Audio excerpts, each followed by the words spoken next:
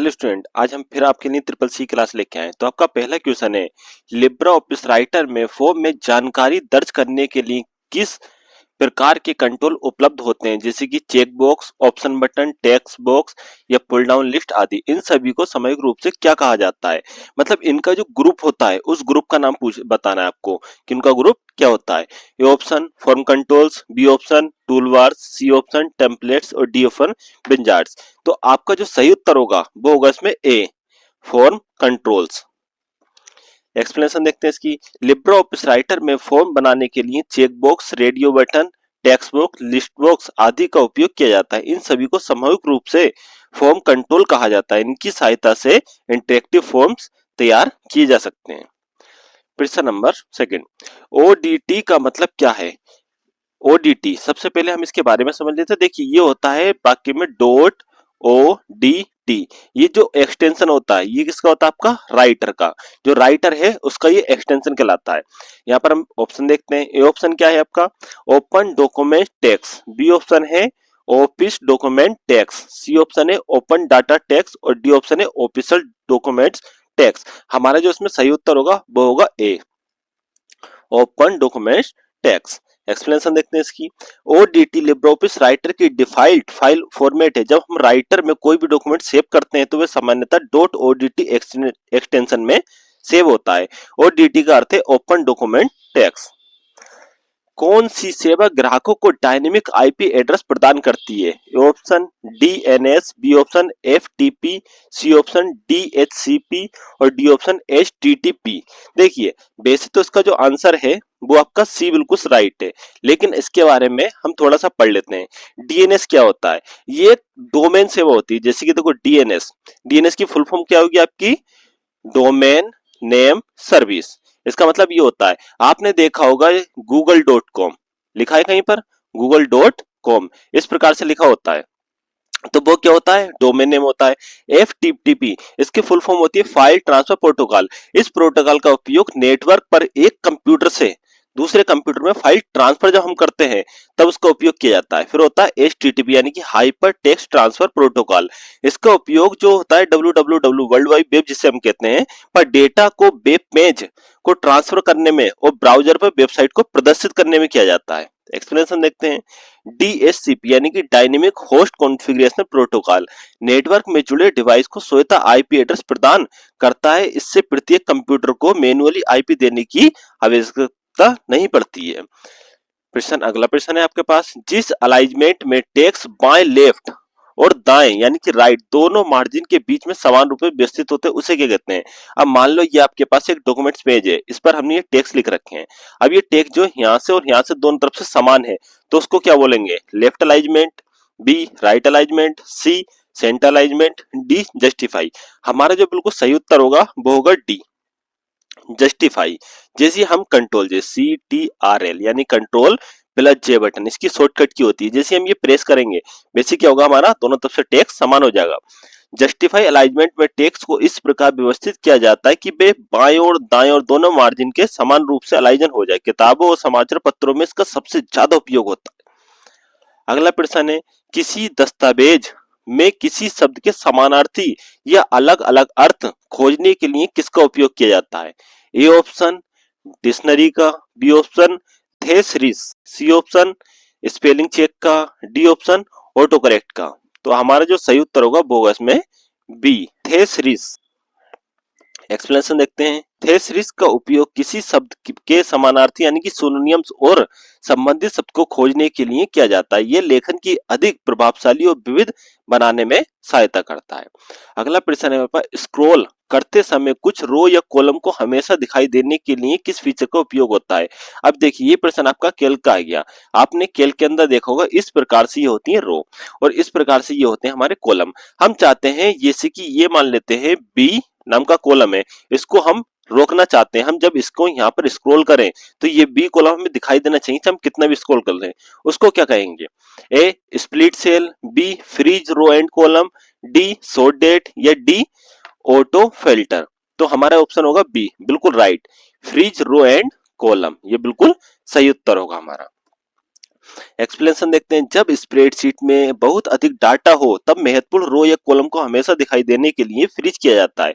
इसके स्क्रॉल करने पर हेडर या महत्वपूर्ण जानकारी स्क्रीन पर बनी रहती है। अब सपोज करो आप किसी बच्चे का डाटा चढ़ा जिसमें पहले में अपने नाम, फादर नेम, मदर नेम ये सब कुछ दे दिया, तो डाटा चढ़ते चढ़ते जैसे कि आपका सपोज करो 100 नंबर की रो पर पहुंच गया, कितने 100 पर, तो आपको पता ही नहीं 100 पे आके भूल जाए कि पहले कॉलम में क्या लिखना था, दूसरे में क्या लिखना, तीसरा, तो हम क्या करते हैं इसको फ्रीज कर लेते हैं।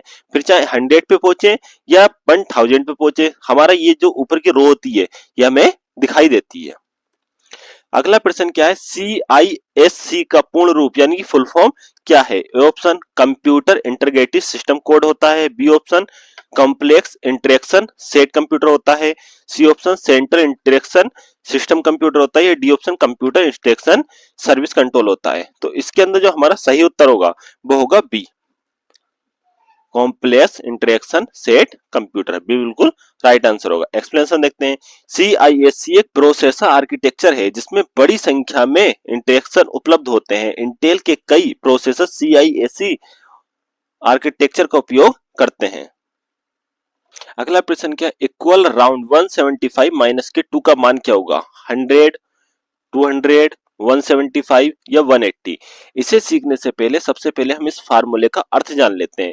देखिए माइनस का मतलब ये है कि ये पॉइंट जो होता नहीं होता, पॉइंट पॉइंट इस पॉइंट से इधर की वैल्यू देखता है। अगर प्लस होता तो वो इस तरफ की वैल्यू देखता, उतने अंकों को उसके बराबर में मल्टीप्लाई कर देता है।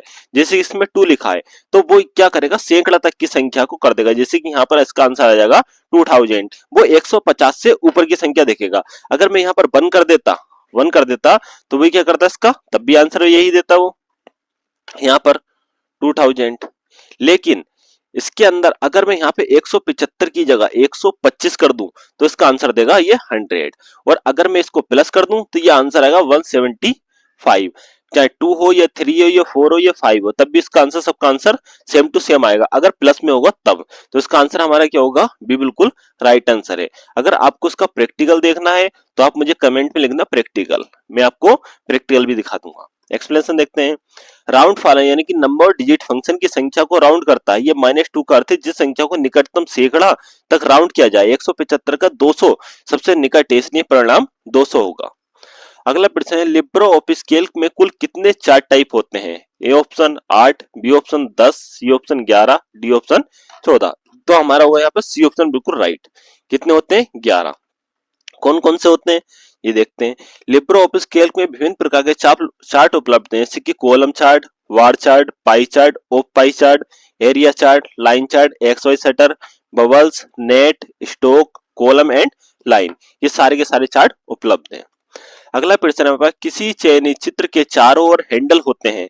एक मान लो चित्र है ये, इस चित्र को जो बढ़ाने के, साइज वगैरह बढ़ाने के हैंडल होते हैं वो कितने होते हैं? A option 4, B option 6, C option है 8, या डी ऑप्शन है 10। हैंडल क्या होते हैं? आपने देखा होगा यहाँ पर भी एक पॉइंट होता है, एक पॉइंट यहाँ पर होता है, एक पॉइंट यहाँ पर होता है, एक पॉइंट यहाँ पर होता है, एक इधर होता है, एक बीच में, इस प्रकार से होते हैं। तो टोटल कितने हो गए हमारे? 8, यानी कि सी आंसर बिल्कुल राइट होगा। एक्सप्लेनेशन देखते हैं, जब किसी पिक्चर को सिलेक्ट किया जाता है तो उसके चारों 8 हैंडल दिखाई देते हैं। इन हैंडलों की सहायता से पिक्चर का आकार या साइज बदला जा सकता है। अगला प्रश्न है हमारे पास, लिब्रा ऑफिस में निम्नलिखित में से किसका उपयोग स्प्रेडशीट सॉफ्टवेयर के रूप में किया जाता है? ए ऑप्शन राइटर का, बी ऑप्शन कैल्क का, सी ऑप्शन इम्प्रेस का, डी ऑप्शन ड्रैग का। तो हमारा जो लिब्रा ऑफिस राइटर है इसमें किसका पूछा? स्प्रेडशीट का, यानी कि कैल्क का उपयोग किया जाता है। बी आंसर बिल्कुल राइट होगा। एक्सप्लेनेशन देखते हैं, लिब्रो ऑफिस कैल्क में स्प्रेडशीट एप्लीकेशन है जिसका उपयोग data entry, calculation, formula, function, chart बनाने के लिए किया जाता है। माइक्रोसॉफ्ट एक्सेल के समान होता है। अगला प्रश्न है, टेबल को भागों में बांटने के लिए किस फंक्शन का उपयोग करते हैं? ऑप्शन मर्ज टेबल का, बी ऑप्शन स्प्लिट टेबल का, सी ऑप्शन स्प्लिट सेल का, या डी ऑप्शन डिवाइड रो का। तो इसके अंदर जो हम करेंगे, हमारा जो सही उत्तर होगा वो होगा बी, स्प्लिट टेबल। एक्सप्लेनेशन देखते हैं, स्प्लिट टेबल फीचर का उपयोग एक टेबल को 2 भागों में विभाजित करने के लिए किया जाता है। इसका उपयोगी होता है, ये बड़ी टेबल को छोटे भागों में बांट देता है। अगला प्रश्न क्या है, कैल्क टेम्पलेट फाइल का एक्सटेंशन क्या है? याद रखना यहाँ पर पूछा है कैल्क टेम्पलेट फाइल, ठीक है, क्या पूछा है, टेम्पलेट फाइल, उसका एक्सटेंशन क्या है? A option ODS, B option ODT, C option OTP या डी ऑप्शन ओटीएस। यहाँ पर जो हमारा सही उत्तर होगा वो होगा डी, ओटीएस। और अगर खाली केल का पूछता तो हमारा आंसर क्या होता? Dot ODS. ये बात याद रखना। एक्सप्लेन सकते हैं, लिब्रे ऑफिस कैल्क में फाइल का extension dot OTS document file spreadsheet template होता है।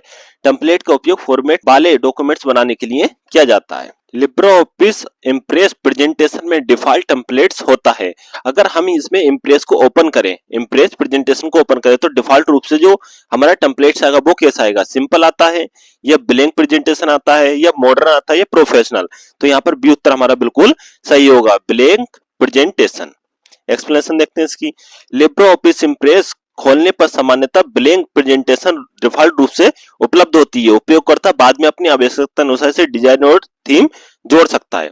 अगला प्रश्न है हमारे पास, स्लाइड में टेक्स्ट का पर विभिन्न प्रभाव लागू करने के लिए किस मेनू का उपयोग किया जाता है? ए ऑप्शन इंसर्ट मेनू का, बी ऑप्शन व्यू मेनू का, सी ऑप्शन फॉर्मेट मेनू का या डी ऑप्शन टूल मेनू का? तो यहाँ पर हमारा सी उत्तर बिल्कुल सही होगा, फॉर्मेट मेन्यू। एक्सप्लेनेशन देखते हैं, लिब्रे ऑफिस इम्प्रेस में text formatting, font colour, shadow, outline और अन्य प्रभाव लागू करने के लिए फॉर्मेट मेनू का उपयोग किया जाता है। इस मेनू के माध्यम से टेक्स्ट को आकर्षक और प्रस्तुत बनाया जाता है। अगला प्रश्न है, HTTP का फुल फॉर्म क्या है? Hyper text transfer protocol, B hyper transfer text program, C option होगा आपका high text transfer protocol, D option होगा हाइपर टेक्स्ट ट्रांसमिशन प्रोग्राम। तो HTTP की जो फुल फॉर्म होती है वो होती है कि हाइपर टेक्स्ट ट्रांसफर प्रोटोकॉल। ये उत्तर बिल्कुल हमारा सही होगा। एक्सप्लेनेशन देखते हैं, HTTP यानी कि हाइपर टेक्स्ट ट्रांसफर प्रोटोकॉल एक कम्युनिकेशन प्रोटोकॉल है जिसका उपयोग वेब ब्राउजर और वेब सर्वर के बीच में डाटा का आदान प्रदान करने के लिए किया जाता है। जब किसी वेबसाइट को खोलते हैं तो ब्राउजर HTTP या फिर HTTPS के माध्यम से सर्वर को जानकारी प्राप्त करता है। अगला प्रश्न है, किसी दस्तावेज में सम्मिलित करना संभावित नहीं है। क्या चीज सम्मिलित नहीं कर सकते? ए टेबल को, बी इमेज को, सी चार्ट को या डी एक्सिक्यूटिबल प्रोग्राम को। देखिए एक्सिक्यूटिबल जो प्रोग्राम होता है ये होता है .exe। ये एक हमारी जितने भी ऐप या सॉफ्टवेयर डाउनलोड करते हैं उसकी फाइल होती है। एक्सप्लेन देखते हैं, लिब्रे ऑफिस राइटर में टेबल, पिक्चर, चार्ट, शेप आदि इंसर्ट किए जाते हैं, लेकिन किसी एक्सक्लूसिव प्रोग्राम यानी कि .exe को सीधे डॉक्यूमेंट्स के अंदर इंसर्ट नहीं किया जा सकता है, इसलिए विकल्प सही उत्तर है। निम्नलिखित में से कौन इनपुट और आउटपुट दोनों है? सबसे पहले इनपुट वह यूनिट होता है जिसके द्वारा हम कंप्यूटर को अपनी भाषा समझाते हैं, और आउटपुट वह होता है कि हम अपने किए हुए कार्यों को देख सकते हैं। तो ये पूछा इनपुट आउटपुट दोनों क्या है? A keyboard, B monitor, C touch screen या डी प्रिंटर? तो सी ऑप्शन बिल्कुल राइट होगा, क्या? Touch screen. अगला प्रश्न हमारे पास है, कौन सी टोपोलॉजी दो या अधिक संरचना को जोड़ती है? A star topology, B bus topology, C ring topology या डी हाइब्रिड टोपोलॉजी? तो यहाँ पर हमारा सही उत्तर होगा डी हाइब्रिड टोपोलॉजी। होता क्या है कि कोई सी भी दो टोपोलॉजी करो, उन दोनों को जोड़ने के बाद जो एक बनता है सिंगल उसको हाइब्रिड कहते हैं, चाहे वो ये दोनों जोड़ी जाए या फिर ये जोड़ी जाए, ये जोड़ी जाए। सही है। एक्सप्रेशन देखते हैं, हाइब्रिड टोपोलॉजी दो या अधिक नेटवर्क टोपोलॉजी को मिलकर बनाई जाती है। उदाहरण के लिए स्टार वर्ष या रिंग टोपोलॉजी का संयोजन हाइब्रिड टोपोलॉजी कहलाता है। अगला प्रश्न हमारा, क्या आप प्रेजेंटेशन में हैंडआउट प्रिंट कर सकते हैं? ट्रू या फॉल्स? बिल्कुल सही बात है, हम कर सकते हैं। एक्सप्लेनेशन देखते हैं, लिब्रे ऑफिस इम्प्रेस में हैंडआउट प्रिंट करने की सुविधा उपलब्ध होती है। इसके द्वारा एक पेज पर कई स्लाइड को प्रिंट किया जाता है जिसके पेपर की बचत होती है। प्रेजेंटेशन नोट्स तैयार करने में आसान हो जाते हैं। अगला प्रश्न हमारे पास क्या है, सेल A2 में सूत्र जैसे कि B2 प्लस C2 है, इस फॉर्मूले को जो है C2 में कॉपी करने पर क्या होगा? देखिए करता क्या, अगर A2 में है इसको अगर हम C2 में कॉपी कर दें तो C2 के बाद यहाँ पे B है और यहाँ पे C के बाद आ जाएगा, तो हमारा जो उत्तर सही होगा वो होगा B, यानी कि D2 और E3। सही है। एक्सप्लेन देखते हैं, फॉर्मूला को A2 से C2 में कॉपी करने पर दो कॉलम दाईं ओर शिफ्ट हो जाते हैं, इसलिए B2 का D2 हो जाएगा और C3 का E3 बन जाएगा। अगला प्रश्न देखते हैं, लिब्रे ऑफिस कैल्क निम्नलिखित में से किस फाइल को रिमोटली सेव नहीं करता है? ए लोकल डिस्क को, बी नेटवर्क ड्राइव को, सी ऑप्शन आपका होगा FTP सर्वर को, डी ऑप्शन होगा वेब ब्राउजर को। तो आपका जो इसमें सही उत्तर होगा वो होगा डी वेब ब्राउजर। एक्सप्लेनेशन देखते हैं इसकी भी। लिब्रे ऑफिस कैल्क फाइलों को लोकल स्टोरेज, नेटवर्क लोकेशन या स्टोरेज मीडिया पर सेव कर सकता है, लेकिन वेब ब्राउजर को फाइल स्टोरेज लोकेशन के रूप में उपयोग नहीं कर सकता। अगला प्रश्न देखते हैं हम।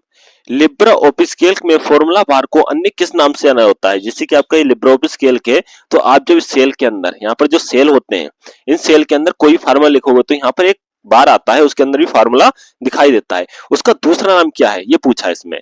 ए option function bar, B option input line, C option status bar या डी ऑप्शन इनपुट बार। तो इसमें हमारा जो सही उत्तर होगा वो होगा बी, इनपुट लाइन। एक्सप्लेनेशन देखते हैं इसकी। लिब्रे ऑफिस कैल्क में फार्मूला बार को उस भाग को फार्मूला या डाटा टाइप किया जाता है, इनपुट लाइन कहा जाता है, फार्मूला एडिटिंग के लिए उपयोग होता है। अगला प्रश्न हमारे पास है, ईमेल पते का दूसरा भाग किसकी पहचान करता है? जैसे कि आपने ईमेल लिख दिया, यहाँ पे लिख दिया abc@gmail.com, आपने देखा होगा gmail.com, इस प्रकार से। तो ये पूछ रहा है जो लास्ट में जीमेल है दूसरा भाग, ये किसकी पहचान होती है? ए ऑप्शन यूजर नेम की, बी ऑप्शन ये पासवर्ड होता है, सी ऑप्शन डोमेन नेम होता है, C D option country name होता है। तो इसमें हमारा उत्तर होगा सी, डोमेन नेम। एक्सप्लेनेशन है, ईमेल एड्रेस दो भागों में होता है, जैसे कि example@google.com, इसमें एग्जाम्पल क्या है? यूजर नेम है, और जीमेल क्या है? डोमेन नेम है। अगला प्रश्न हमारे पास है, लिब्रे ऑफिस कैल्क में एक्सटेंशन मैनेजर को सक्रिय करने की शॉर्टकट की क्या है? इसका उत्तर आप मुझे कमेंट बॉक्स में बताइए। मिलते हैं नेक्स्ट डे के अंदर न्यू क्लास के साथ।